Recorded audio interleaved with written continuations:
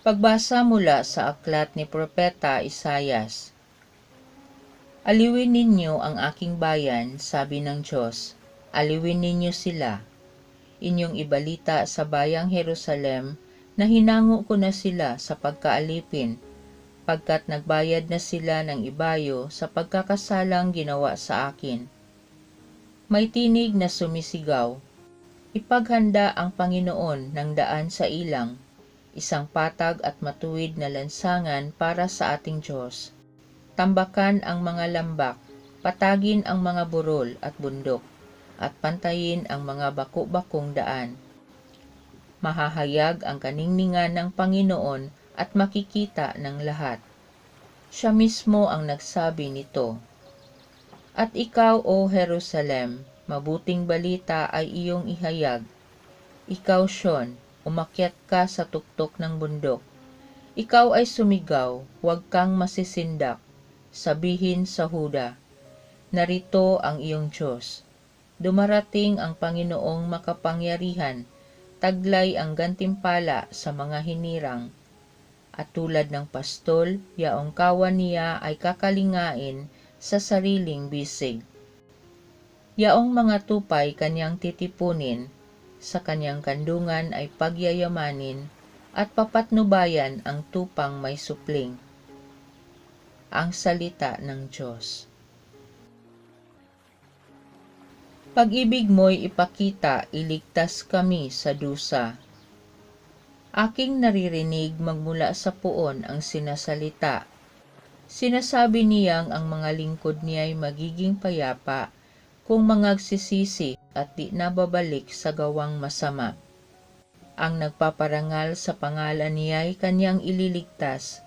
Sa ating lupain ay mananatili ang kanyang paglingap.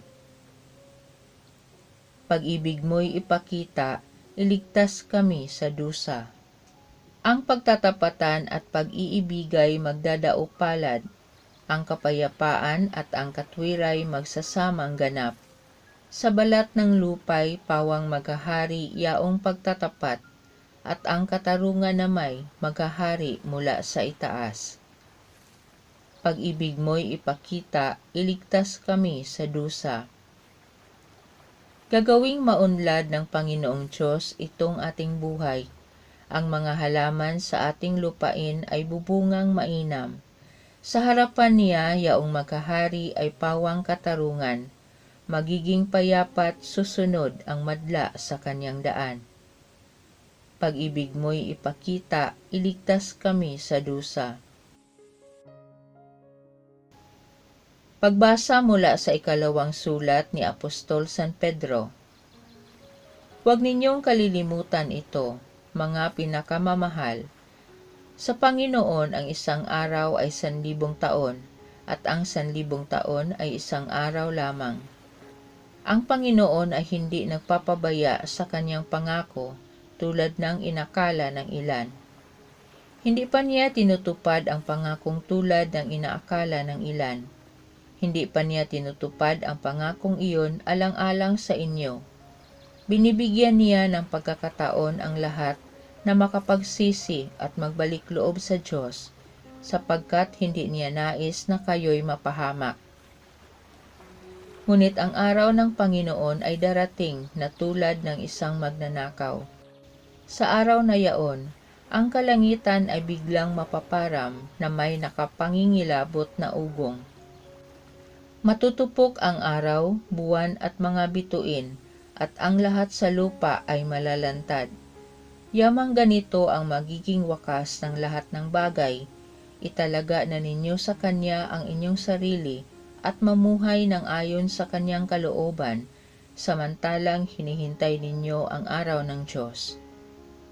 Magsikap kayong mabuti upang madali ang pagdating ng araw na iyon, araw ng pagkatupok ng kalangitan at pagkatunaw sa matinding init ng mga bagay na naroon. Ngunit ayon sa pangako ng Diyos, naghihintay tayo ng mga bagong langit at ng bagong lupa na pinaghaharian ng katarungan. Kaya nga mga minamahal, samantalang kayo'y naghihintay, sikapin ninyong mamuhay na payapa, walang dungis at kapintasan. Ang salita ng Diyos. Daan ng poong nariyan na, tuwirin at ihanda sa Kanya, pagtubos niya'y makikita. Ang simula ng mabuting balita ng Panginoon ayon kay San Marcos. Ito ang mabuting balita tungkol kay Hesukristo na anak ng Diyos. Nagsimula ito noong matupad ang hula ni Propeta Isayas. Narito ang sugo ko na aking ipadadalang mauuna sa iyo. Ihahanda niya ang iyong daraanan. Ito ang sabi ng isang sumisigaw sa ilang. Ihanda ninyo ang daraanan ng Panginoon. Tuwirin ninyo ang kaniyang mga landas. At dumating nga sa ilang si Juan, nagbibinyag at nangangaral. Sinabi niya sa mga tao, pagsisihan ninyo talikdan ang inyong mga kasalanan at pabinyag kayo upang kayo'y patawari ng Diyos. Halos lahat ng taga-Judea at taga-Jerusalem ay pumunta kay Juan upang makinig. Ipinahayag nila ang kanilang mga kasalanan at sila'y bininyagan niya sa ilog Jordan. Hinabing balahibo ng kamelyo ang damit ni Juan at balat ang kanyang pamigkis. Ang kanya namang pagkain ay balang at pulot-pukyutan. Lagi niyang sinasabi sa kanyang pangangaral, darating na kasunod ko ang isang makapangyarihan kaysa sa akin, ni hindi ako karapat-dapat magkalag ng tali ng kanyang mga panyapak. Binibinyagan ko kayo sa tubig, ngunit bibinyagan niya kayo sa Espiritu Santo. Ang mabuting balita ng Panginoon. Halina, Panginoon, aming kaligtasan. Para sa buong simbahan, nawa siya'y kilalaning tagapaghatid ng mabuting balita sa mundong pinahihirapan ng kapusukan, kawalan ng katarungan, pagkakahati-hati at karahasan. Manalangin tayo.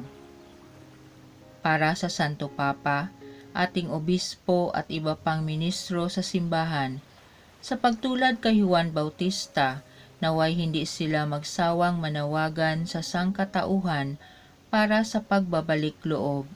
Manalangin tayo. Para sa sangkatauhan, naway aminin ng lahat ng taong kay Jesus lamang sila makakatagpo ng kahulugan, pagkakasundo at katuparan. Manalangin tayo. Para sa lahat ng nahihirapang umiwas sa bisyo, naway lubos silang manalig sa habag ng Diyos, samantalang nagsisikap na sumunod sa kanyang mga utos. Manalangin tayo. Para sa mga taong may malubhang kapansanan, maging sentro nawa sila ng atensyon at pagkalinga ng sanlibutan sa halip na ipagsaisang tabi lamang o ipagtabuyan. Manalangin tayo.